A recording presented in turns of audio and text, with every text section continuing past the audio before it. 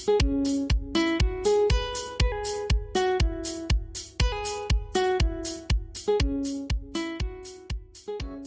we going to take control of this situation and say, I want it to change. I don't want to sit around and just be angry and pissy all the time.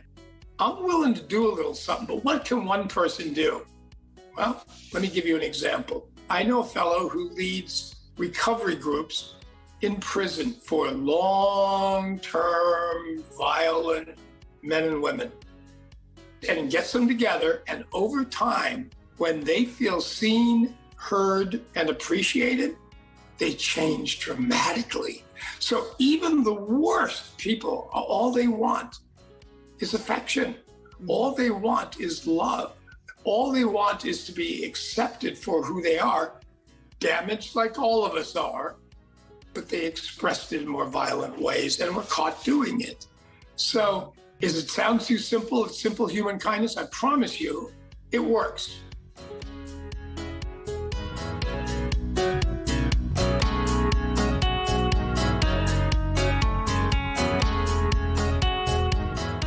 Welcome to the show. I'm Brenda Kielhofer, and I am your Cheap Mama. You're on the Cheap Mama Life. And today we've had such a good time even before starting the interview. I'm excited for you guys to meet Lee Tomlinson.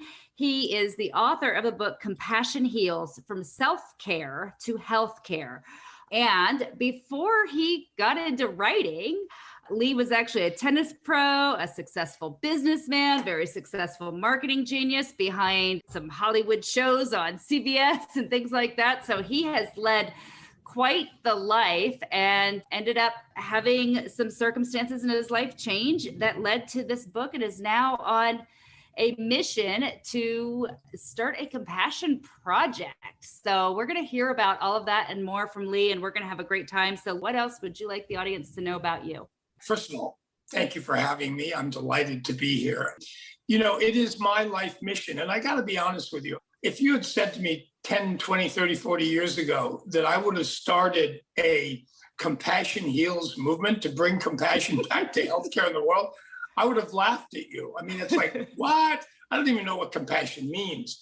So that's what I'm doing now. And all of that stuff before it was great stuff. I mean, I have had a great life. I've traveled the world, playing tennis as a professional, produced award-winning television shows for CBS and the American Film Institute, was an owner of a very famous studio in Hollywood where it's over 100 years old, called Culver Studios, and built Albuquerque Studios.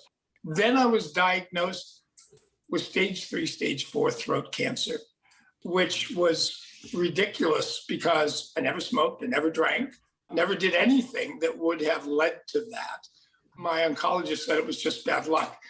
At the very end of that treatment, when I was at the lowest point imaginable for me in my life, I mean, I was so depressed, in massive amounts of pain. Radiation shot 35 straight days in a row on your throat, aside from the chemo, is like having a cherry bomb explode in your throat. And then the next day doing it again, and the next day doing it again, and the next day doing it again. So I was admitted to a hospital. I hadn't been able to work in a year, running up huge debt. My relationship was on the rocks because I'm kind of a jerk when I'm scared of dying.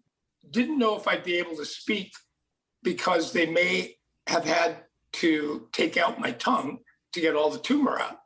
So now I'm in this hospital. I'm with an infection, with no immune system, dying from cancer, dying from this infection. My life is a mess. If there ever was a time I could have used just the littlest, tiniest piece of human kindness, just simple stuff, just a hello, just a thank you, I got zero. I got the exact opposite. These were the meanest, most insensitive, unkind, inhumane humans I had ever met. And I discovered that, I don't know about you, but when I'm at my lowest point and I'm in a hospital in medical care, those people are gods and goddesses to me. I've trusted them with my life. And if they think I'm not worthy of simple human kindness, they're gods and goddesses. They must be right. The world is a poorer place from me being in it, and I need to get out. So that's when I decided that I was going to end my life because I wasn't worthy of living, according to them. put on the fentanyl patches, go to sleep, not wake up. And my family would collect on a gigantic Keyman life insurance policy at the studio and live like kings and queens for the rest of their life. My final parting gift, what saved me was the day after I got out of the hospital, a doctor friend of mine came to visit. And I managed, very painful to speak at that time. I croaked out all the bad stuff that had happened to me. And before I was able to say, and what I intend to do is to end my life, he did some amazing things. Number one was he sat down, he wasn't towering above me like doctors always do, but he sat down next to me, put his hand on my arm, and he very quietly, deeply apologized for the compassion, he used that word, for the compassion I hadn't gotten while being treated. Wow. He didn't have anything to do with it, but he apologized for the medical profession for treating me so poorly. And then he said, but you know, Lee, he said, I have an idea. Why don't you fight and live? And if you're successful, why don't you spend the rest of your life reminding healthcare professionals of the impact of a lack of compassion on your life, and see if you can't remind them of the necessity of being compassionate and start a movement or something. And in that moment, his kindness, that he would take the time and that he believed in me and thought I could make a contribution in the world rather than giving up and dying, saved my life. That conversation took maybe 5 minutes. And it's why I'm alive today. So from then, I formed the Compassion Heals movement, done a couple of hundred keynotes around the world in the last 5 or 6 years, just came out with my book, Compassion Heals, from self-care to healthcare. And we're working on a feature-length documentary. I'm going back to my movie-making past on the subject of the heart, science, and business of compassion. So it's been a busy few years. I have never been so joyous in my work, despite all those accomplishments and awards and everything else. This is what I was meant to do. And if I hadn't gone through cancer, I would still be doing entertainment stuff. Nothing wrong with that. But it wasn't remotely as fulfilling as the work I'm doing now. So I actually look at my cancer as a gift, not a pleasure, right, but a gift. So that's what I'm up to. And I'm delighted to be here to share it with you and your listeners and see if we can't remember that the most powerful healing agent on the planet, scientifically proven, is the healing power of kindness and compassion. And it only takes a moment. So that's what I'm up to. I love your story. Thank wow. you. I love that you shared that the cancer was a gift. We all have circumstances in our lives, and we can look at them, as you did initially, as something that had occurred and you were ready to end your life after that battle and the lack of compassion and all of those things. Or we can find a way to reframe. And thank God for that doctor, that your friend that came and sat down with you for those few seconds. What I love is, you have all of this set of experiences prior to that people would be like, oh, I'd love to travel the world as a tennis professional or be in business, do Hollywood, all of those things. But all of those really have just paved the way for what has become your purpose. You'd be fumbling probably around now saying, well, how do I do a documentary? And you've got that experience and you've got those resources because of all of the experiences in your past. It's so interesting that you say that. When you have cancer, your life changes dramatically from the moment you get your diagnosis. It is never the same. And I have to say that as I finished my treatment, I'd lost 60 pounds. I was in excruciating pain. I had a purpose. Didn't know what it meant yet. I haven't started many movements. I can't speak for you, but that was what kept me going. Is that people said, I was like 3 or 4 years out of entertainment. I didn't know if I could speak. I didn't know what my life was going to hold. And people kept saying to me, well, Lee, when one door closes, another door opens. Now, I got to be honest with you, when you're dying of cancer, that's the last thing you want to hear. I mean, I wanted to smack these people. And again, I wasn't in a very good mood when I was that sick and in pain.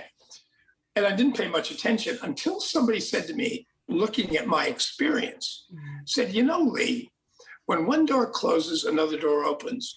But most of us are so fixated on the door that closed, we never see the doors that are opening. Wow. Boy, I got to tell you something. That opened my eyes. And I started to look at this whole cancer experience rather than a curse as a stepping stone into what I'm doing now, which gives me more joy and more pleasure than anything I've ever done in my entire life. So I had to look at it, though, as an opportunity rather than a disaster. I wouldn't wish it on anybody else. There are easier ways to learn, folks. Don't get to that point. Find out what your purpose is. Find out where your heart leads you. And either do it for a living or do it as your hobby. Either way. But you have to do it because you don't want to be on that deathbed saying, oh, I wish I had. That's the last thing you want to say as your last words. You want to go, I did it all. Some of it worked, some of it didn't. It was a great life. What's next? So that's what I'm going for. Just out of curiosity, were there ever, before cancer, were there ever signs or just a questioning that like you somehow knew you weren't living your purpose or that you were not exactly on the right path? Yes, many. I never quite felt fulfilled, if that's the word. Successful, famous, extraordinary adventures. I have had a great life and I'm 72. So, I've had a lot of time to have them. I actually, God, I have not told many people this. I actually went to college to study to be a Presbyterian minister. Wow. Now, that was a couple of 100 years ago. But when I got to college and started along that line, it was very clear to me that established religion with rules and regulations and all of that sort of stuff would not fit me at all. And so I moved out of that. But my desire to be of value to people has always been there. It was the way I was raised, which is treat people like you'd like to be treated. And when the opportunity presents itself, do something for somebody else. And that's just the way I was raised. So I've always looked for opportunities to do that. And, in the entertainment industry, you're pretty much about making content, making money, being famous. Right. It has not much to do, although some filmmakers do. It's more about that than it is about changing the world for the better. Right. So I feel very fortunate to have gotten to where I've gotten because this is what I was looking for growing up. I admired the people who could stand there and talk to me and move me and make me a better person for having heard them. Wanted to be one. It just took 50 years to get there. I have a girlfriend that says the lesson continues until the lesson is learned. And a lot of times when I feel like I'm not on my path, I'm just like, okay, I guess I better get moving before I do have something major, that big wake up call. And as I was learning about you, there were so many things I could relate to in my own journey. I mean, I'm a mom of 4 kids. I'd had a couple miscarriages along the way. I live in the West Valley outside of Arizona, outside of Phoenix. And there's hospitals out in the West Valley, of course. But I had not experienced, in my first couple of kids, I had not experienced the compassion that I had hoped for. I mean, in fact, I remember being in one of the situations, I actually had a broken wrist when I went in because I'd fallen showing houses in my real estate career while I was pregnant. Dangerous profession, obviously. Yeah. And so after a season, I couldn't get in and out of bed by myself. You've got a baby in one hand, a broken wrist and a cast on the other. And they weren't stopping overnight to visit. And when I kept asking for food, and I know you mentioned in everything that you've talked about how they're overtaxed, and that's part of the problem. So I definitely want to hear about that. Being hot and cold and just not getting the help that I needed throughout the night, and being hungry and cranky and irritable and all of those things and hurting. And so I think that makes it worse. And then by contrast, we went to a place all the way downtown during one of the miscarriages, where in this one I actually had to deliver and everything. And the staff was so amazing and so compassionate and so wonderful.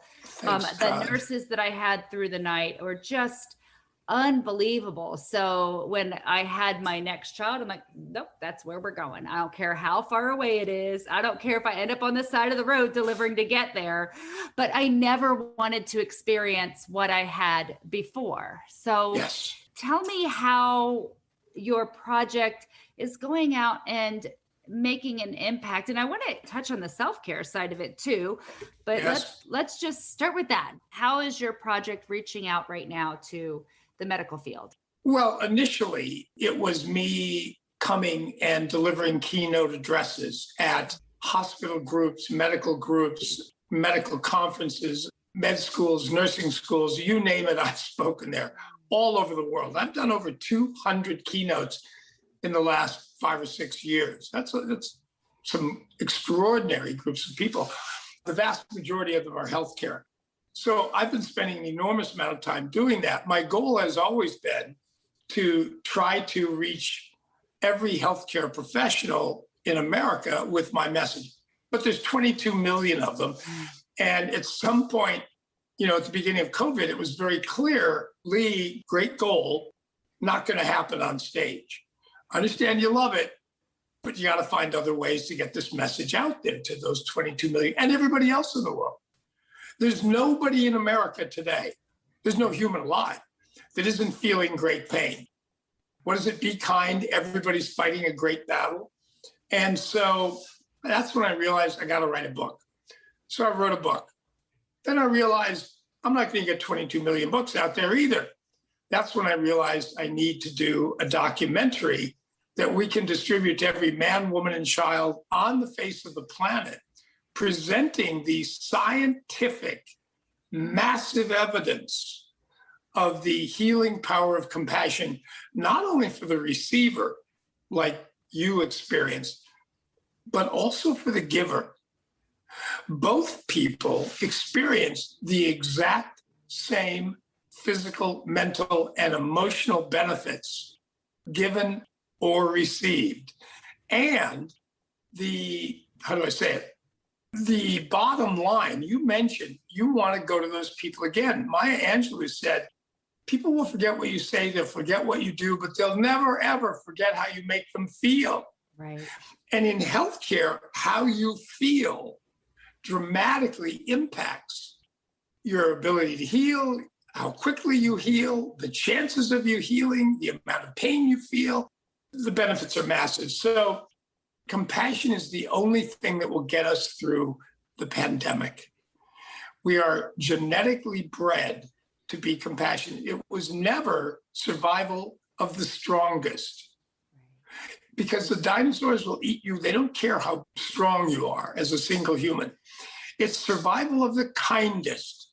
And that means that the way we managed to survive against all those predators was, at some point, somebody in an animal skin walked up to somebody else and said, you're going to die tonight when you go to sleep.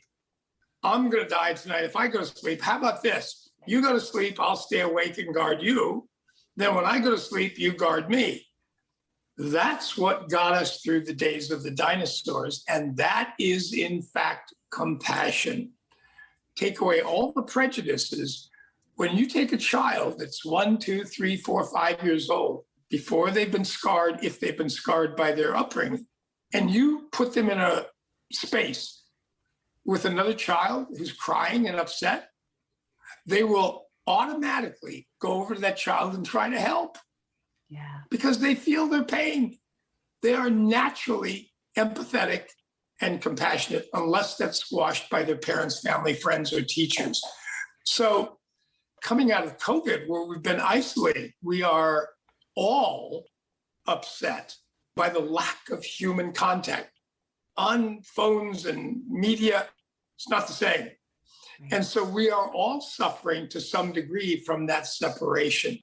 So the opportunity to be kind and compassionate with each other is a way for us to heal our own wounds. If I give to you, you're better for it. And so am I. And it's the best advertising on the face of the planet. You pointed out that clinic, hospital, whatever it was, where you got the care, forget the treatment. Right. Treatment the first time was probably fine. I mean, who knows? Right. Yeah. But the care is what will bring you back or not. So that place where you got crappy care, they lost your business. Yeah. The one that treated you with kindness and respect and love and all of that, you're going to be there forever. And you're going to tell your friends when they need somebody with those skills, go here, don't go there. So compassion is the gift that keeps on giving. It helps heal the person who receives it, who's in pain for one thing or another. It helps heal the giver who's in pain for one thing or another. And if it happens in a business context, it's great for the bottom line. Why is it, with that all being true, that 50% of Americans today say they receive zero compassion when they go in to get help from somebody in medicine? Zero. The World Health Organization said providing a compassionate environment is essential, mandatory for the best outcomes. And yet, only 50% of patients today get any. That's a crisis, particularly now when people are in such great pain. Forget, medical, just mental, emotional, and spiritual pain, unlike anything I've ever seen in my life. I can't speak for you. And it's not surprising with all that pain that we see more violence, more discrimination, more misogynism, more sexism, more racism than ever I've seen in my lifetime. And I'm looking for an answer to all that. And I believe it can be kindness. Yeah. Knowing what it does in a hospital setting, knowing every human you come in contact is in pain, your simple contact with them in a kind, loving way, which could be a glance, which could be a smile, could be opening the door, caring, whatever it is, will help heal them and will help heal you. So the answer isn't to sit alone. The answer is to get out and help. Go to a food kitchen, volunteer at the kennel, whatever. Get yourself in a situation where you can give, and you will never, ever feel better afterwards than having done that.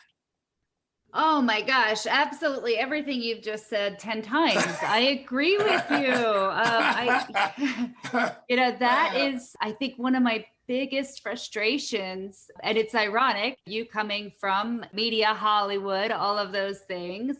A lot of times I feel like, because it is all of the things you talked about that sells, right? That's what sells the movies. It's what sells the shows. It's what sells the news. That's what sells, especially with this pandemic and people being separated. Because I've been somebody who kind of unplugged from all that with the pandemic, ended up plugging in because I wanted to know what was going on. And then it was like, this is crazy. Like, yes, I could actually see two completely different agendas was one or the other being shared in everything, right? To your point, kindness, that's been one of the things that I've said over and over again. It really is that simple.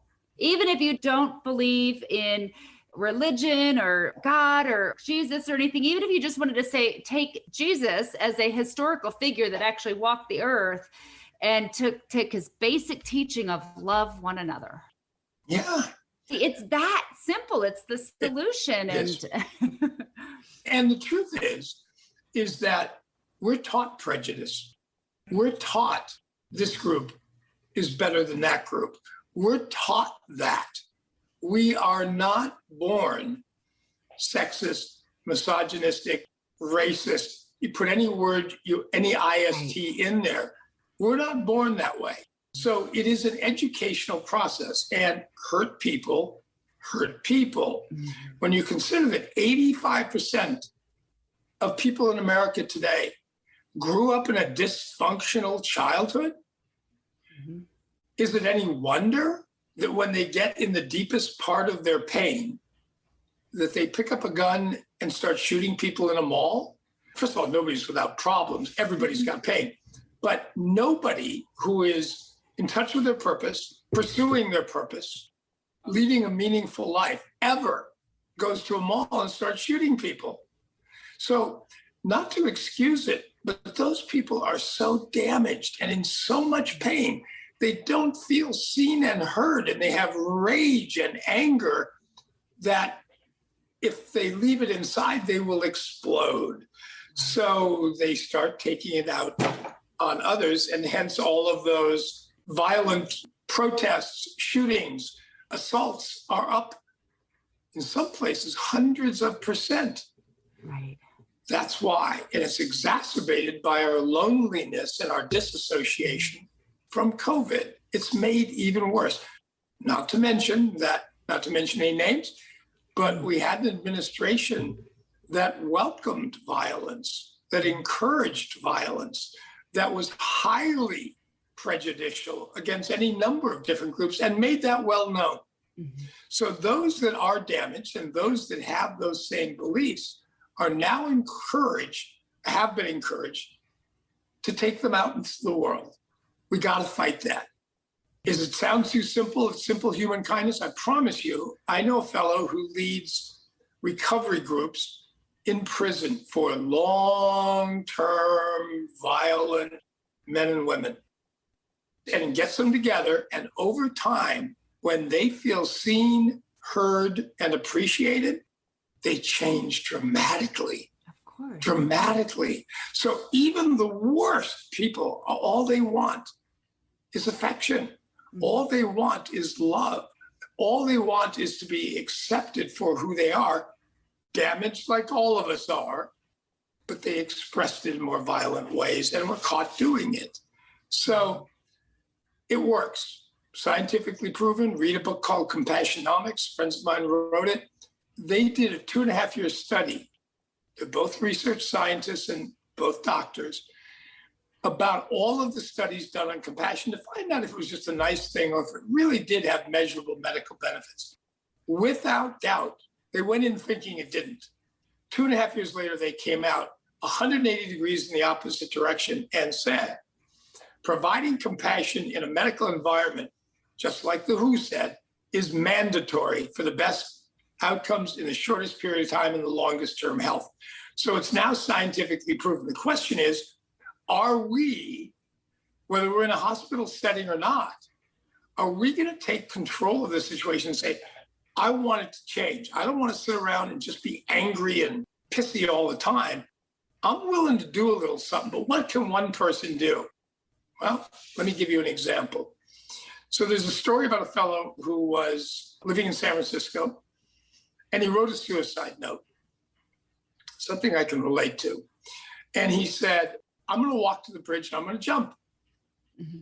Unless one single person makes eye contact with me. What? Eye contact, just a nod, eye contact. They found his body floating in the bay. So however long that walk was to the Golden Gate Bridge, not one single person made eye contact with this human being, and it cost him his life. How long would that glance have taken? Yeah. A nanosecond. That little bit. Will every single kind act save a life? No. But it might. And it certainly will improve it. And why not? You want to change the world? Start with you. Start being more kind to yourself if you're in great pain. And then once you're not, to others.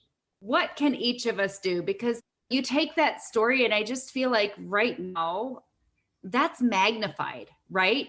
How many loved ones were in hospital care and died alone without loved ones around and maybe didn't get the compassion that they needed? How many people, that kind look takes more effort when you've got masks across your face. It's, the smile doesn't come automatically. Yes, it's hard on a good day without masks. It's hard. And we'll talk about the burnout that impacts healthcare professionals and how that impacts our care in the next segment. The biggest piece you brought up was that we're responsible for what we can do. So each Yes. one of us can Yes. impact that as well. So Yep. right after the break, we're going to jump into all of that. Cool.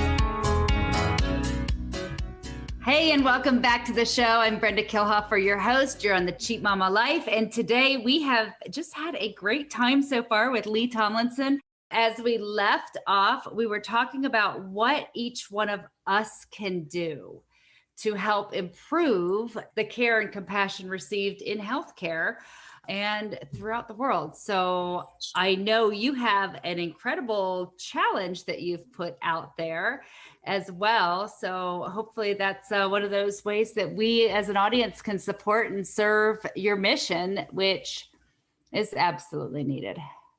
Thank you. Well, it's true.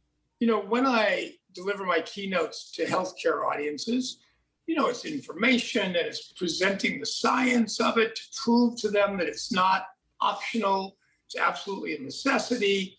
We also talk a great deal about burnout, which is pre-COVID, 60% of healthcare workers burn out. And one of the qualities of burnout, or whatever you want to call it, is they become emotionally numb. They're in such horrible pain that they numb themselves one way or another. How is unimportant. And what happens, though, is that when you're emotionally numb, that is the antithesis, the opposite of compassion. If you can't feel empathy, you're not going to see the pain of another, let alone feel it. And you're not going to respond to it. And that's what I realized happened to me in that hospital. I have had a lifetime of medical interventions. I've been hospitalized in 6 different countries. I have addiction to adrenaline, so it's gotten me in some weird spots. I've broken a dozen bones. I've had my thumb pulled off, skin grafts, bone grafts, infectious diseases, you name it. Through the vast majority of those that I can remember, I was always treated competently and compassionately until this time in this hospital. And at first I thought my job with the Compassion Heals movement was to get those people out of healthcare because they were clearly bad people. Wrong. The vast majority of people that I've met, I didn't know about burnout. I knew it in my life because just preceding my diagnosis for cancer, I was the most burned out person you ever met. Absolutely burned out with every single characteristic for burnout. So all of a sudden, I went from hating those people, I started having compassion for them. People in healthcare give and give and give and give until they literally burn out and can't do it anymore. And then they hurt themselves. And then because they've shut down emotionally, they start killing us patients by depriving us of the compassion that got them into healthcare in the beginning. So as I'm having these conversations with people in my audiences, that's all great information, how important it is for you. Okay, great. But unless I challenge you to do something to up your game, it's all just information. Compassion requires that we allow ourselves to look deeply inside ourselves and never take our pain out on someone else. That takes introspection and healing. So I say, all right, so your patients could use more kindness and caring. Your family could, your friends could, strangers could, the world could. And unless you commit to being more compassionate for yourself, if you're burned out, or anybody else, unless you commit to doing something, it's all just talk. So if we want to make a material difference in the world, I say, all right, go to my website. I want you to sign up in writing at challenge.leetomlinson.com. challenge.leetomlinson.com and take our Compassion Heals Challenge. And here's all it is. For the next 7 days after you sign up, you agree to consciously and intentionally give one kind act to the world. It can be for you. If you need to eat dessert first, go ahead. That will be your kind act for the day. If you need a massage and you get it, that's your kind act for the day. If you're in great shape, giving $1 to a homeless, that's your kind act. If it's giving a glance to a complete stranger, like that fellow walking to the bridge, just acknowledging other human beings, that's your kind act for the day. Each one of them takes minutes. You don't have to pay for somebody's tuition. You don't have to buy them a new car. You don't have to pay the mortgage on that. No, if you can, why not? But just any small kind act makes a difference. And the coolest thing of all about this compassion medicine is that when you give it to someone, it has been scientifically proven, there's no opinions in this, that it tends to get passed along. So when you surprise someone by a kind act, who's highly probable to do the same for someone else and someone else and someone else. So if we want to make a difference in the world, one kind act can ripple through the world. 7 kind acts can ripple through the world. If we have 100,000 people and it's 700,000 kind acts, you think they'll save a life or two? Absolutely. You think it'll improve a life or two? Guaranteed. But we have to take action or we're just going to piss and moan for the rest of our lives. And that is misery. Let's do something to make the world a better place. Let's do something to counteract all that violence and misogynism and sexism. Simple, kind acts. If you're in contact with another human being, they're in pain. If you can't see something they need, just a glance and a smile will do. I love that. Not too long ago, actually, I had a 6-week goal period that I was working with. And my goal, my contribution goal was 150 or more acts of contribution. So I actually put a spreadsheet together and I tracked.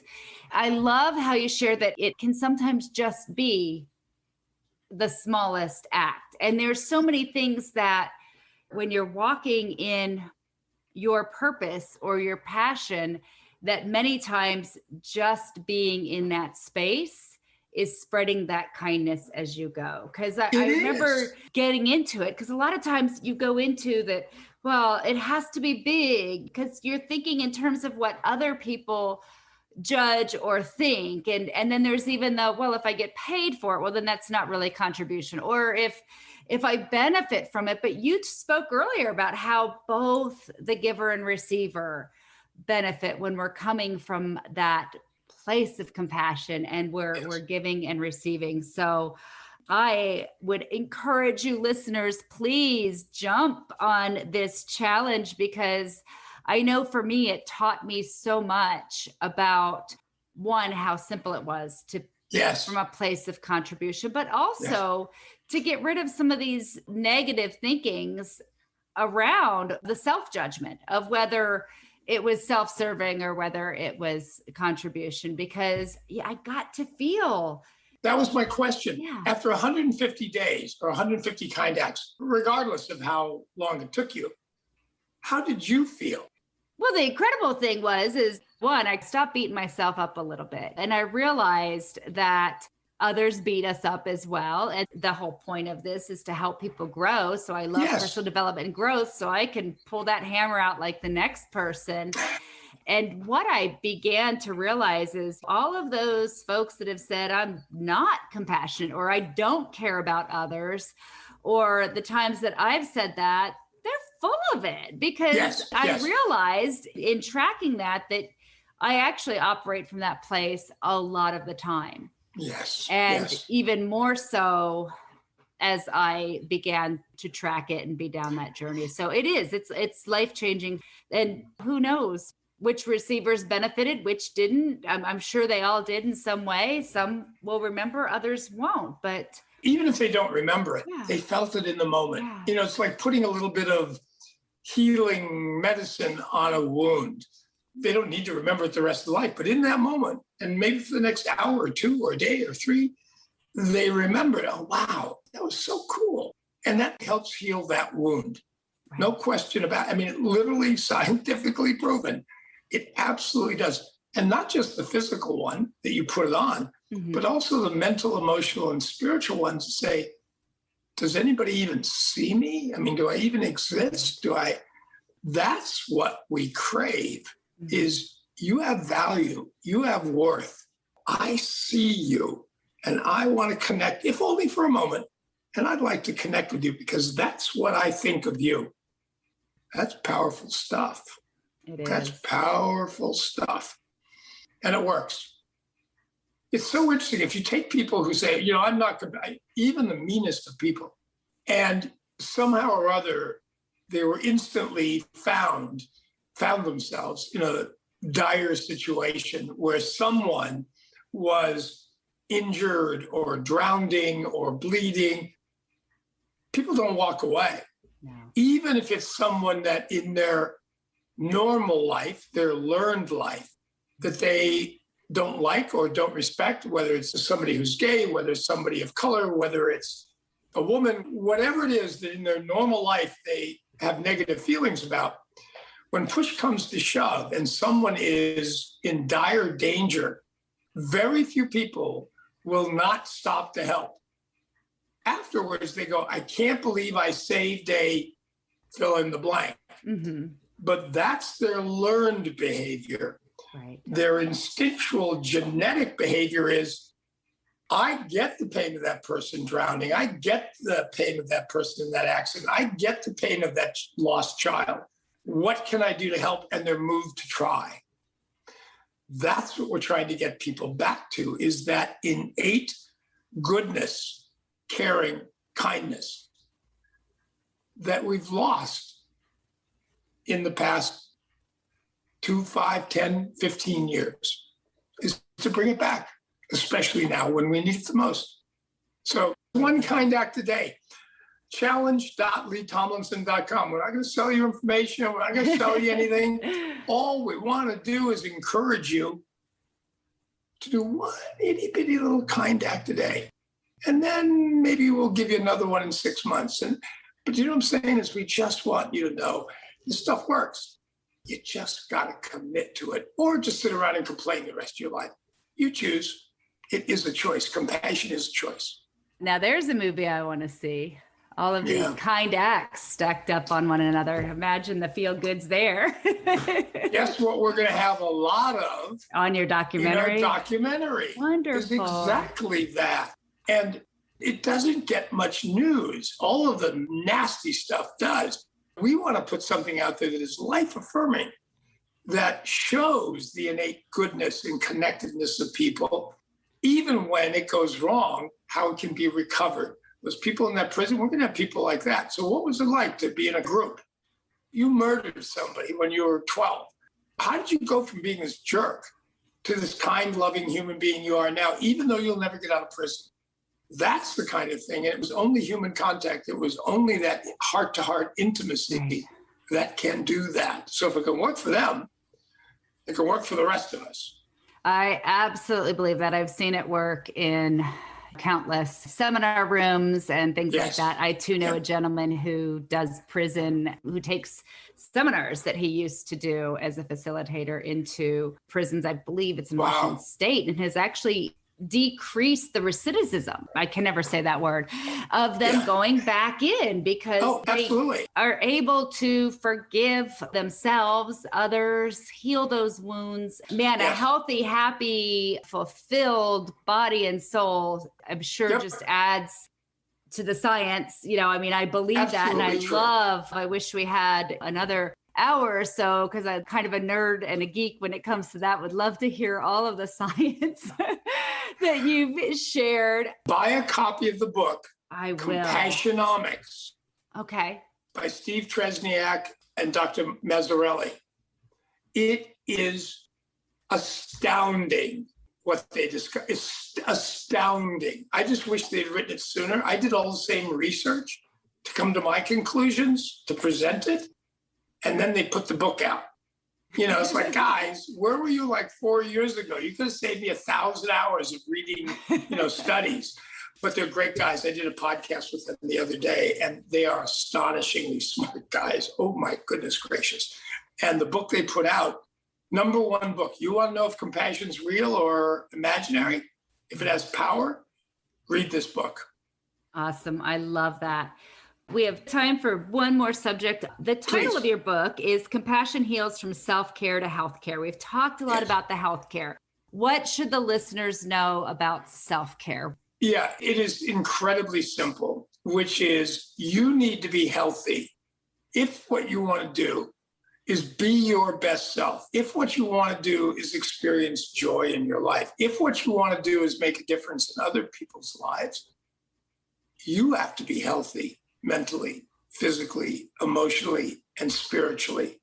If you have all those issues in your life and are miserable, you got to get to work. Get help.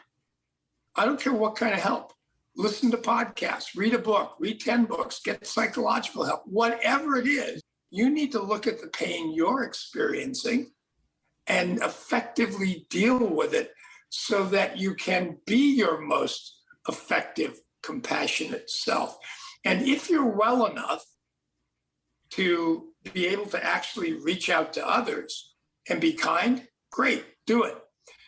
If you're not, if you're one of those, life sucks and I got a rotten deal and I got cancer and, I got evicted from my, I get it.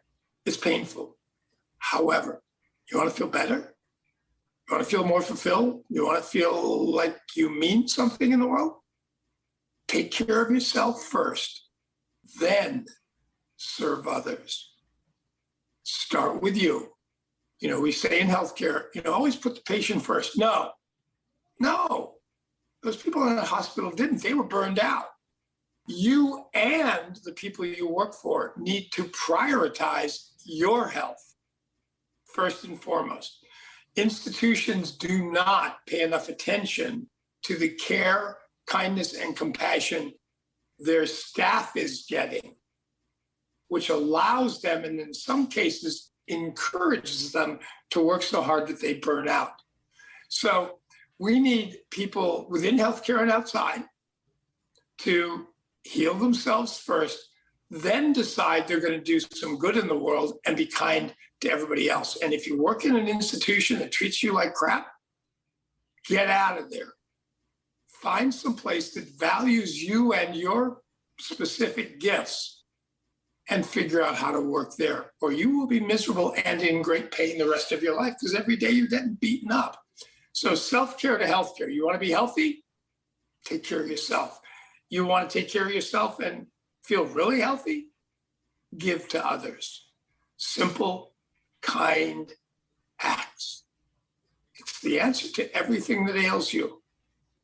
Lee, I had a mentor years ago. He's since passed. He wrote a book called The Compassionate Samurai. And as I listened to you, that is absolutely what I heard, a compassionate samurai, as you shared with the audience to essentially put the oxygen mask on themselves first. I could hear the compassion in your heart and in your voice. And I am so grateful to have had you here today. I know that you've blessed me today, and I believe that you're going to bless many, many, many listeners.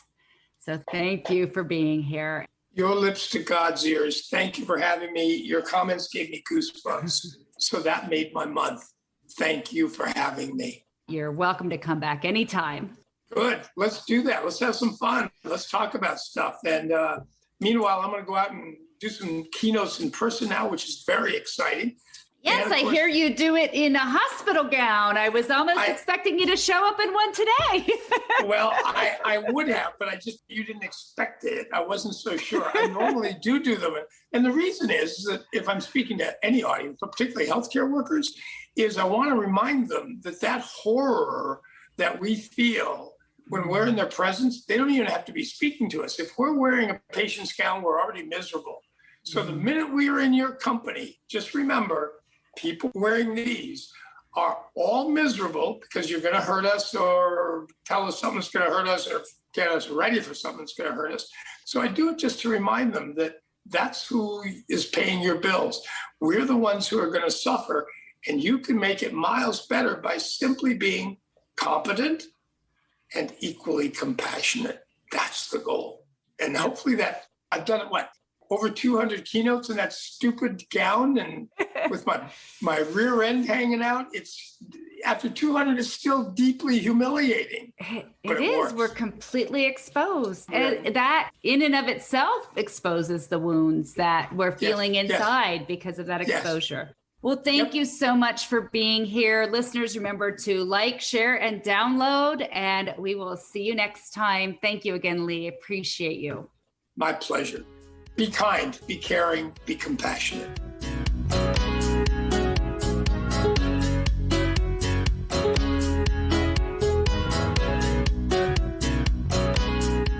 It is a choice. Compassion is a choice. Simple, kind acts.